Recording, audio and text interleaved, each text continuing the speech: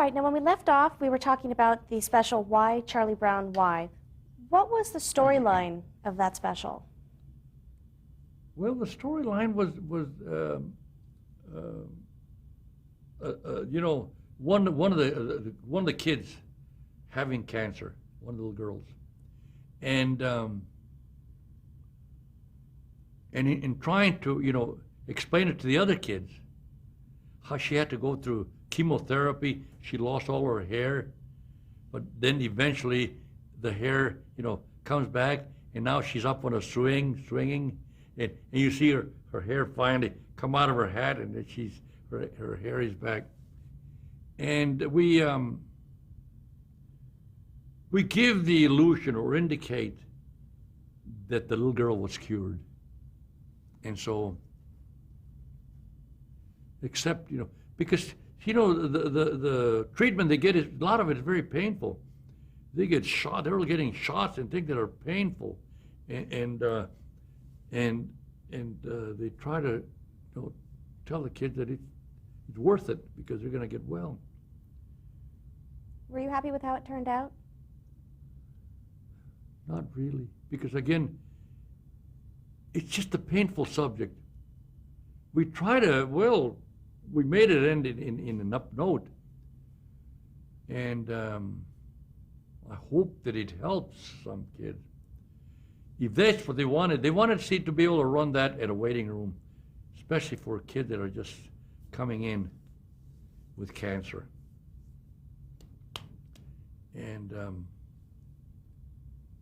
I told Sparky that, I said, we don't have to tell kids, that we just ought to just let them cure them and ignore it. We just can't. What are we going to say?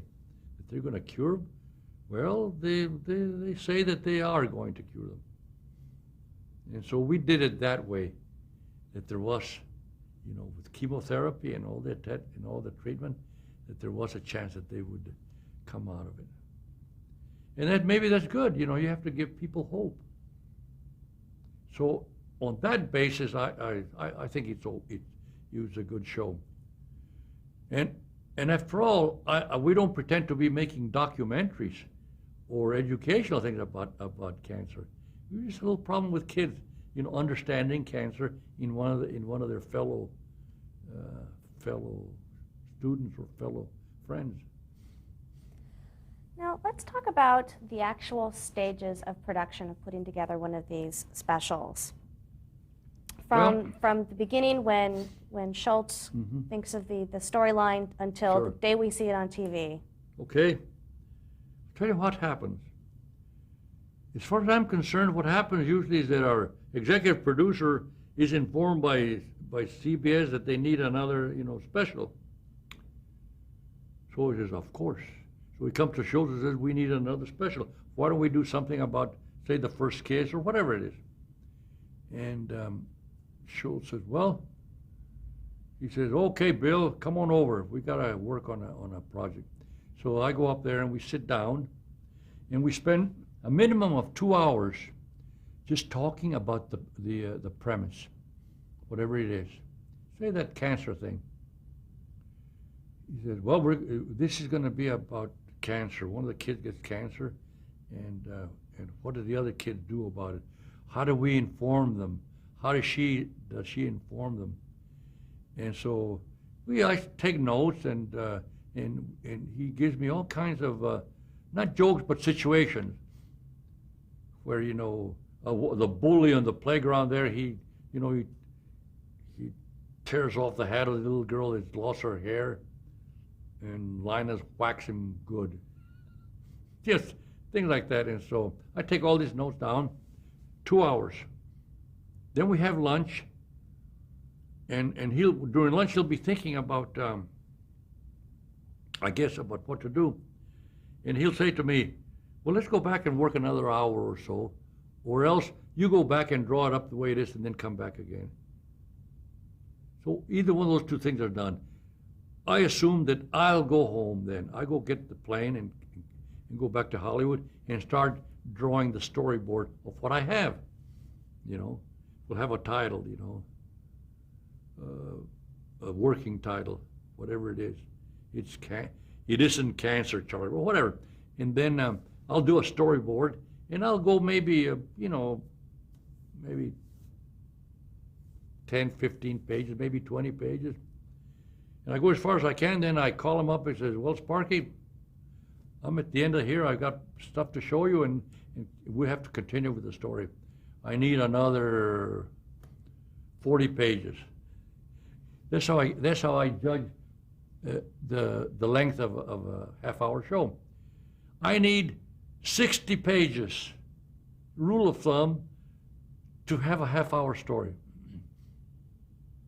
So if I have 30 pages, I'm halfway there. So anyhow, so I go up to see Schultz. I bring up my drawings and some copies and all my notes and all my things that I have, and he picks up from there. Now, where were we? Well, we're at this point, that the bully's taking. Well, okay.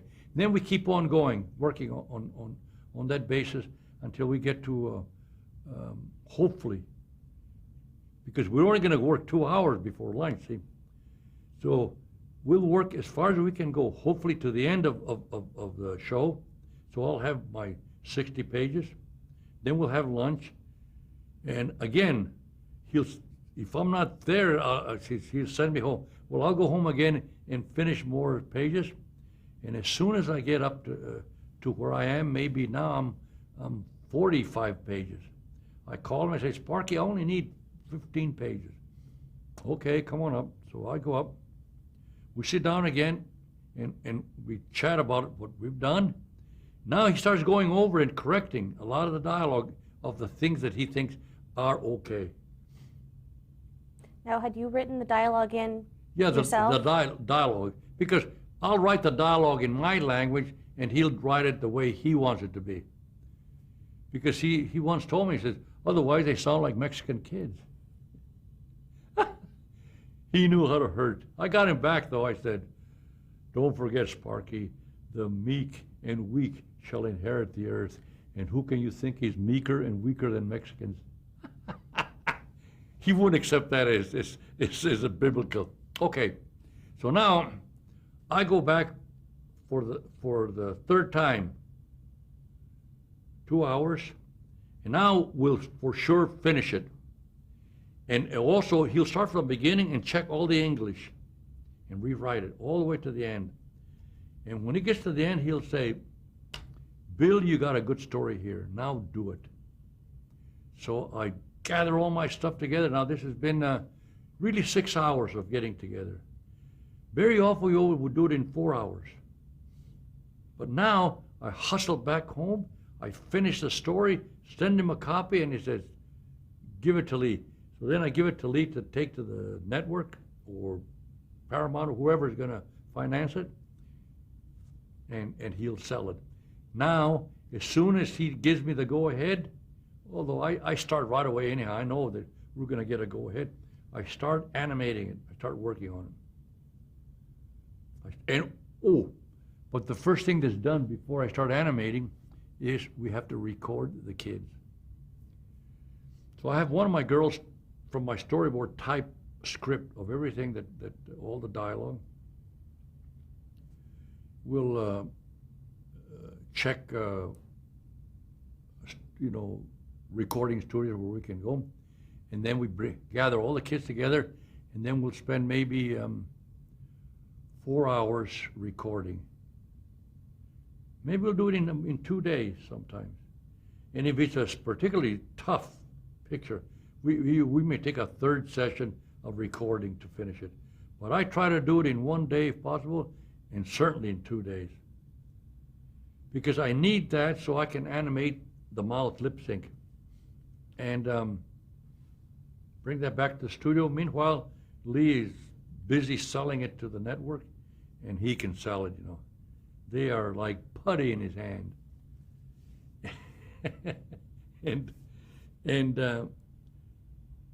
And Schultz is happy with the story.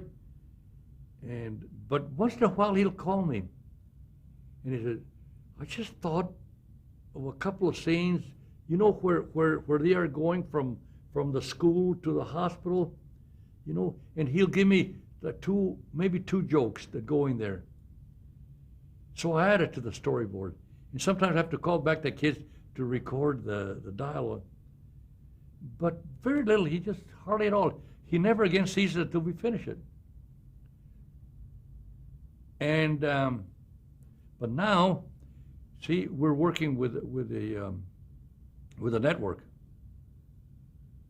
And they always appoint somebody to watchdog over us, to see that we're doing it right, look at what we're doing, and maybe add suggestions or corrections or criticism. Tough. That's a tough go they got with me, because I ain't gonna change anything that Sparky doesn't, okay. And I'm not gonna call Sparky with a silly change that one of these guys wants to make. And but I'm very politic. I always agree with them. If they have changes, sure, give them to me. I said, I'll bounce them off Schultz, and if he says okay, we'll do them. Rarely will I bounce him off Schultz, but I know what he'll say. He'll just say, "What are you? Who came up with that?" I can't tell him that Pat Who or Joe Blow or somebody came up with this. Not that I can't, but I don't want to bother him. He's crazy. He's got plenty to do. So until we finish it, that's how we go, and that takes us about 4 to 5 to 6 months. So you're the one doing the actual drawings? Yeah. Oh. And you do it in pencil?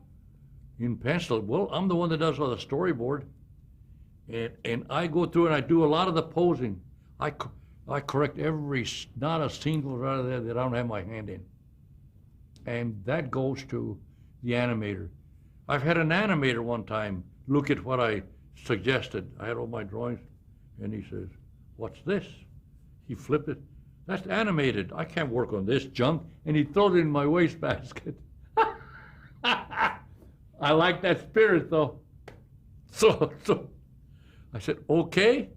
I drag out the exposure sheet and says, "You do it your way. You tell the story your way. Only improve on what I suggested." "You bet," he'll say. Goes off. Now, when does it go to ink and paint? Oh, when the thing's all animated, and then we see it in pencil. It's all animated, but it's all in pencil, see? And we okay all the scenes. And now, while that's been going on, Dean Spilly, our background guy, has been painting the backgrounds. And now he knows what to do because he's got the scene lengths and everything, so he knows where to make a pan or a still or whatever. And it gets all the color down. Now we give this information to the girls. First they ink it. They trace everything. That used to be the way we did it. Trace everything and then paint it and then photograph it with a camera. Now we take the animated drawing, give them to a computer. Now the computer does all the rest of the stuff. I miss the ink and painting because to me, that added touch of somebody else drawing over it adds a life to the drawing that maybe is not visible to the naked eye, but it certainly is visible to me. And I miss it. I wish we did it, the classic way. Even Disney, I understand, now sends stuff to a computer, and let's not talk about that. Yes, next question. So then after the ink and paint, or after it goes now to the computer, okay, that all goes to our camera, and they photograph every frame of film. They photograph it as per our exposure sheets. They photograph every frame, which is how many? Multiply 90 times 22. Oh, you'd like, I don't know, like 30,000 frames. They go into a half-hour show. And when the camera shoots it, they send it to a lab, and a couple of days later, the lab has developed it, printed it. Then we go over to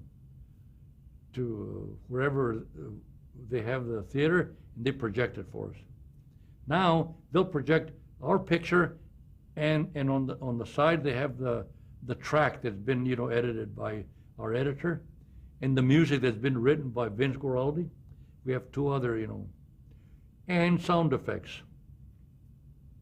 1, 2, 3 soundtracks and a picture.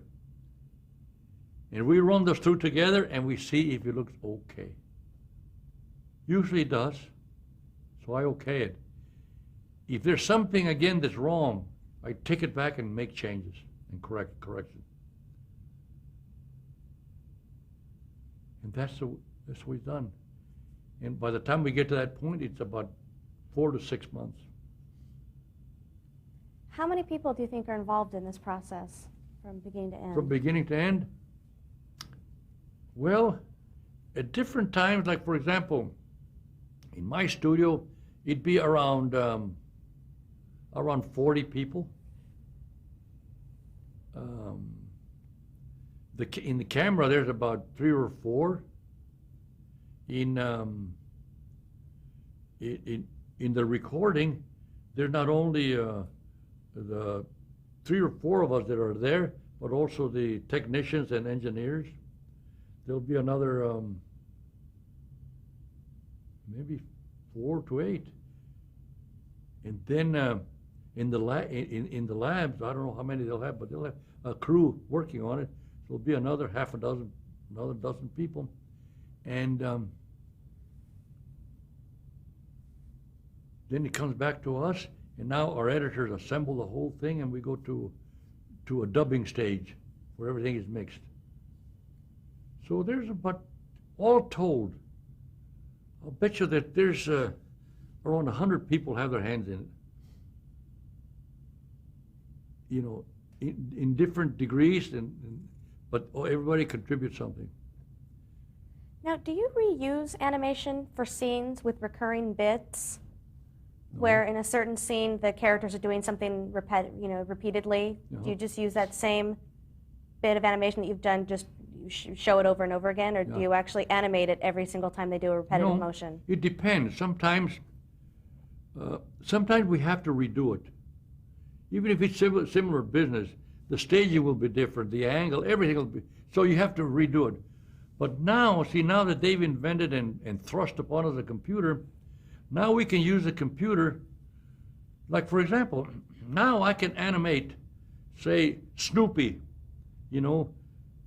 like in this World War picture, Snoopy with his gun charging over the top and across no man's land. Now I can make 1,000 Snoopies doing it through a computer. I can just duplicate them all over the field, and go across.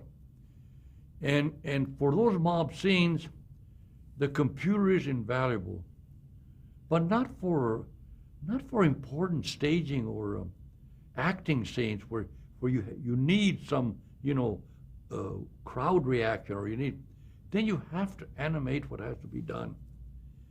And those are expensive scenes to make, and also to the animator, oh God, they hate to get those scenes. We call them mob scenes. And so we try to save, but very rarely do we use same as material from picture to picture. Not in my show, not in my studio. Everything is staged slightly different. Everything is not exactly the same. So we animate it. Now, do other artists besides you draw the Peanuts characters? Well, sure. Anybody that works with me on this can draw them, but I'm the only legal one that can do it. Why is that? Because Schultz liked me, and Schultz knew that I was not going to change his characters. He just trusted me. See, the reason that he didn't want Hollywood types and New York types to do this work for him or with him was that he didn't trust them to do what he wanted done. And he was right. Very often, these people, the first thing an animator wants to do is to change everything so it's easier for him to animate. So they start redrawing the character. That would have killed Schultz. He wouldn't have done one. If he thought that we were going to change his characters, he never would have done the first job. Now, have the characters in the specials evolved over the years? Oh, yes, yes. Have certain characters taken greater focus than others? Or? Oh, yes, yes. Like you mentioned, the principal one is Peppermint Patty. She started as an incidental character, but she really became a star, boy. And I think Snoopy was an incidental character originally, and then he took over not just the shows, but the strip. He evolved into the star of the shows. And you can't help that. See, in working so many years in doing these pictures, there's bound to be some kind of a development. Like, I know that I can draw the things better than I used to. And I'm certainly better aware now when I see a bad drawing of Charlie Brown or any of the kids.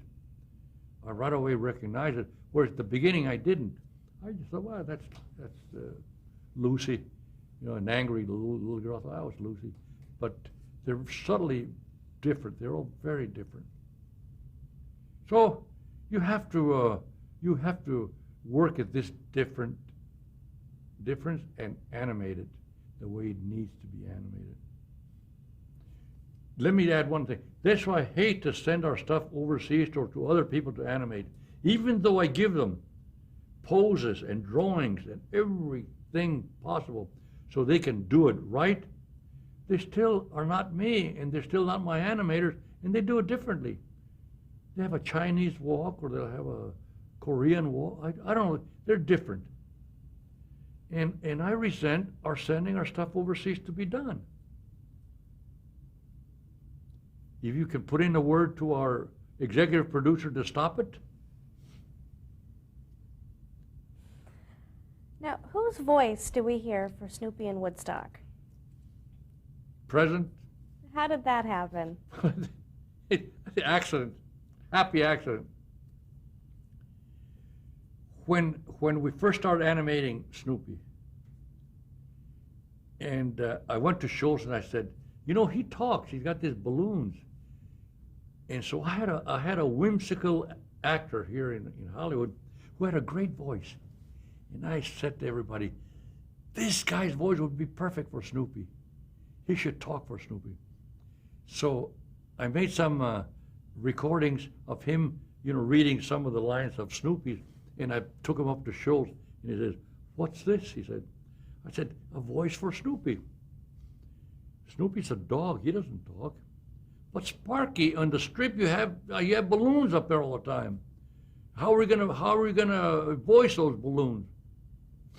And he said, well, have Charlie Brown speak those lines for him. Charlie Brown said, well, what Snoopy means is, or what Snoopy said was, and then he can translate, but Snoopy's he's a dog. Okay. So I went home, and I said, well, arf, arf. So I started, you know, making noises to imitate something that maybe I could give to an actor to use for him. Well, I couldn't come up with anything, except I came up with an idea. There was a lot of dialogue that Snoopy was talking, you know, like in the classroom. And so I said, Ron, let's record this. So I had him, but record at 1/4 speed. So then I start saying, well, Charlie Brown, you are wrong. The teacher says for you to sit down and to drop that ball. So then I told the engineer, now run that fast for me. And he ran it fast and fast, until he finally, he ran at a speed, at 1/4 speed. And I said, that's it. That's our voice for Snoopy. So then, from then on, so I sent this to Schultz, and he said, well, that doesn't sound like Snoopy at all. Sparky, you have to find a sound for him. You said I'll bark. I can go arf, arf, arf. But it won't be the same. It won't be Snoopy. It could be any dog. We got to have a unique sound for Snoopy. Well, you haven't got it, he said. So I kept working, you know, with that thing and shading it and making it more subtle. Finally, I had a real good, what I thought was a real good track. And I sent it to Schultz. I mean, Lee didn't care. He said, oh, great, use whatever you want. And finally, Schultz said, well, that's not bad, but I wish, why do you have to use that? Why can't we use what I said? Let Charlie Brown speak for him. No, Sparky, he's making these noises. So finally, we ran out of time. I had to have the picture done. And my editor came to me and he says, look, you're just fussing around here and doing nothing. We got to finish this picture. I got to go into a dubbing session tomorrow. I got to put in some sounds for Snoopy. I'm going to use all the ones you've made. Okay, do it, I said. And he did it, see? And then when I showed it to Snoopy, he laughed and said, yeah, that's pretty good. I'll accept it. That's a good Snoopy sound. And it was me. But from then on, see, I got stuck with it. The Screen Actors Guild said, you can't make these sounds unless you're a member of Screen Actors Guild. So here I am, member of the union. Now, when you record the voices for Snoopy, the voice for Snoopy, are you reading lines, or are you just making different noises that you think he makes? Well, I usually try to read lines or make up. It depends what he's saying. If Snoopy really is saying something, then I try to read lines, you know, but I do it in his talk. Wow, wow, wow, wow, wow, wow, wow, wow. I try to do it, but remember that I'm doubling it, so it's a very complicated thing. And all now came Woodstock. I've always told Sparky that Woodstock was just a miniature Snoopy. He's exactly like Snoopy. He acts like Snoopy, he's exactly like him. And so when it came time to do his voice, I said, I'll do Snoopy's voice, but at double speed. See? So I went chirp, chirp, chirp, chirp, chirp. That's how he talks. Chirp, chirp, chirp, chirp, chirp, chirp. And then I ran it at the proper speed. And that's, okay, cut it in. Nobody's questioning me. It's good. I like doing it. How are adult voices represented in the specials? Well, we had that problem, see, that in the strip you never had adults speak or anything. I don't think I even talked to him about it but we were talking about it, and John Scott Trotter, our musician, at that time he was helping Vince Guaraldi, because Vince Guaraldi can't write music, and we had to have a score for some crazy legalistic reason for the studios, you know, for either CBS or whoever. Anyhow, so he said, why don't we use a horn? He says, because the horn sounds like a human voice. Like, what do you want to say? So I had a script there, you know, the teacher talking. The teacher is saying, Charlie Brown, back to your desk. So he called on a trombone and said, hey, voice this for me. Charlie Brown, get back to your desk. That's it, I said. We got it. All right, let's stop tape right there. That is great.